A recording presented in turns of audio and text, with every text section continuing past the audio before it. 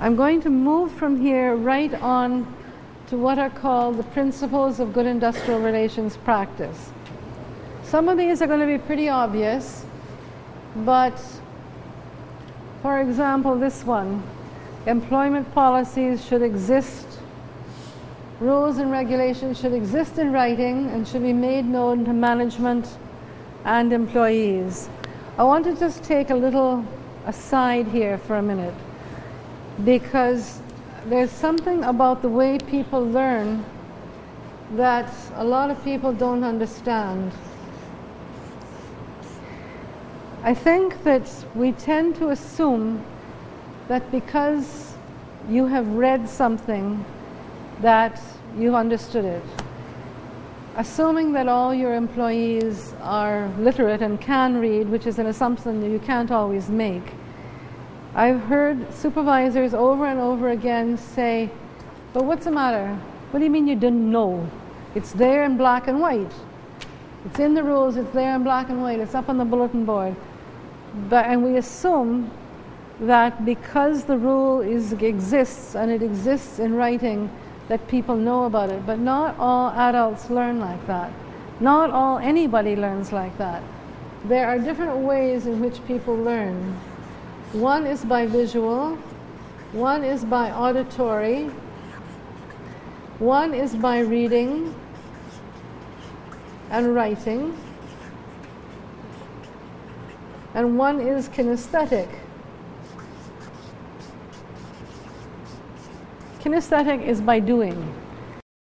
The principles of good industrial relations practice, or good employee relations practice as they're also known, are based on the principles that have been hammered out through years of work at the International Labour Organization amongst governments, trade unions and employers. They're also based on the rules of natural justice and on case law and decisions that have been made by industrial courts and tribunals over the years throughout the Caribbean. The importance of knowing what these principles and practices are is to avoid problems from arising, because when they are not observed and a dispute arises, it will be on the basis of whether or not these were observed that judgments and decisions will be taken by industrial courts and tribunals. These can be very expensive, both in terms of money and in terms of morale within an organization. So it is important that we know what they are and that they are observed.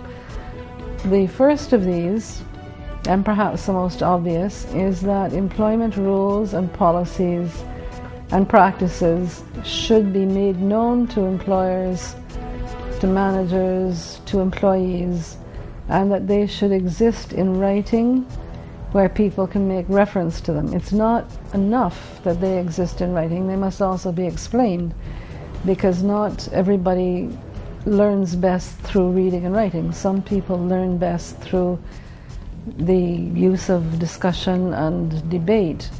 But it's particularly important for new employees or for first-time employees who have never worked before. You cannot assume that people know without being told what the rules of an organization are. Going into a new organization, like going into a new family or a new country, implies a different culture, different rules, and people have to be explicitly told what these rules are so that they won't inadvertently breach them.